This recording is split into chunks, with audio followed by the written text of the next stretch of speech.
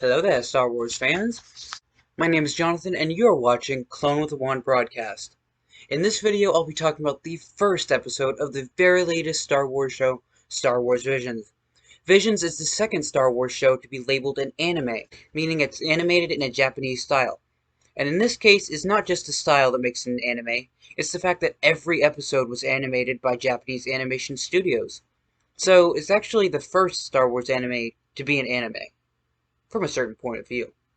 Anyways, I, who am not an anime fan personally, was impressed by the first episode. Kamikaze Douga, the Japanese animation studio that animated this episode, did a great job of taking Star Wars elements such as music, species, weapons, armor, and the story of the saga itself, and using them to tell a new story of their own. By the way, keep in mind that the Visions series is not a canonical series, meaning it doesn't take place alongside the Star Wars canon movies, shows, books, games, and short stories. I'll be making a video later on about the differences between Legends and canon, and what the heck either of those means. Anyway, this series is just a fresh adaptation of the Star Wars saga. In my headcanon, however, each episode either fits into my timeline or is an in-universe folktale based on true events within the Star Wars saga. Without any further ado, let's start talking about the episode, starting with the music.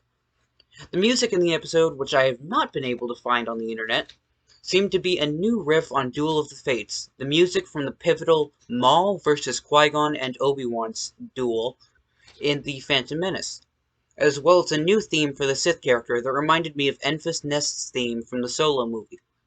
If you've read any of my articles on skywalkingthroughneverland.com, links in the description, you'll know that I'm obsessed with the links that bind the Star Wars universe together. I know, enough with the Obi-Wan quotes. I'm a nerd, I can't help it. Ahem, species. There were plenty of classic Star Wars species in the episode. To list them all, there was the Celestin shopkeeper, the same species as Rebel pilot Nien Nunb, a Grand Rebel, the same species of a guard on Jabba's sail barge, a Trandoshan, the same species as legendary bounty hunter Bossk, an RA-7 protocol droid, the same model of protocol droid as other RA-7 protocol droids. Anyway, a Tusken Raider, the same species as the Tusken Raiders, and of course an R2 unit with a straw hat either on top or in place of a droid dome.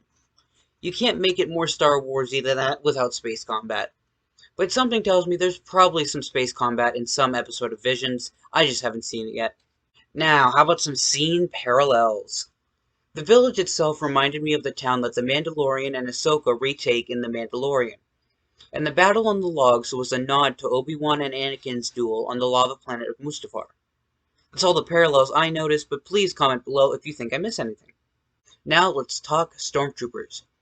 They're the iconic space Nazis that are beloved, hated, and iconic.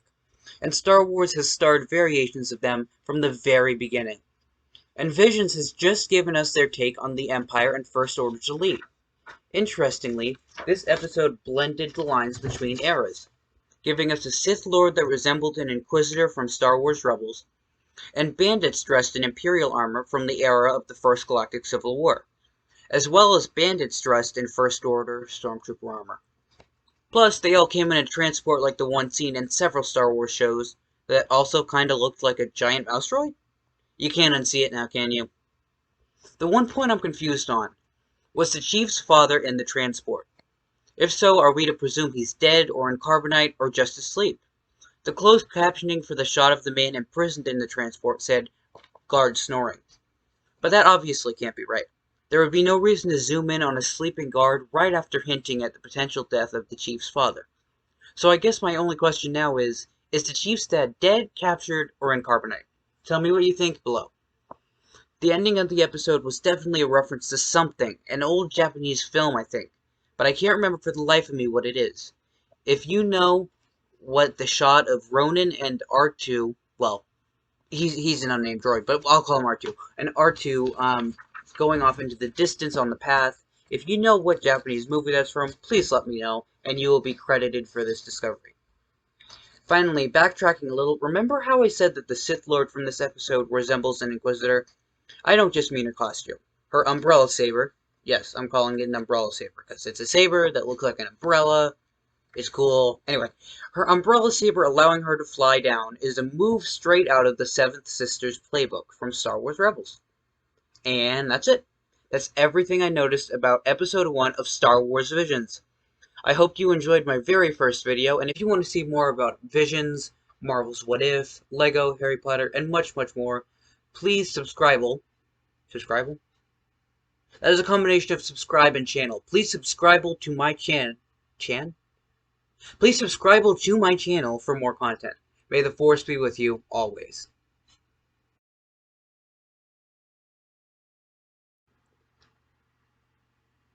Hello, true believers. Wait. Wrong episode. One moment, please. Hello. My face when I found out that my entire first take just did not record after I minimized the camera screen. Is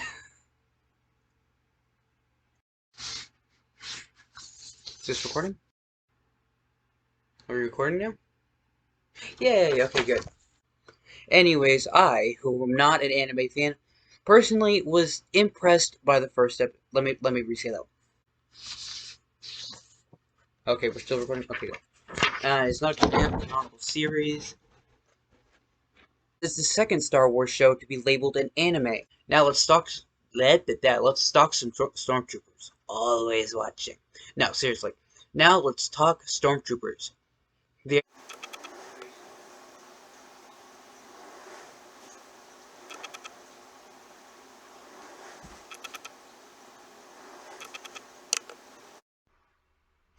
Now recording in Studio A. I always wanted to say that.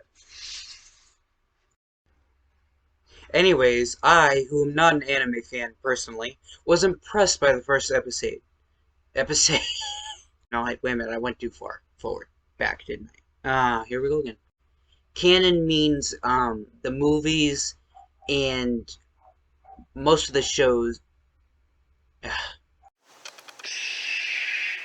Hi, I'm Jonathan, and you've been watching Clone with a Wand broadcast.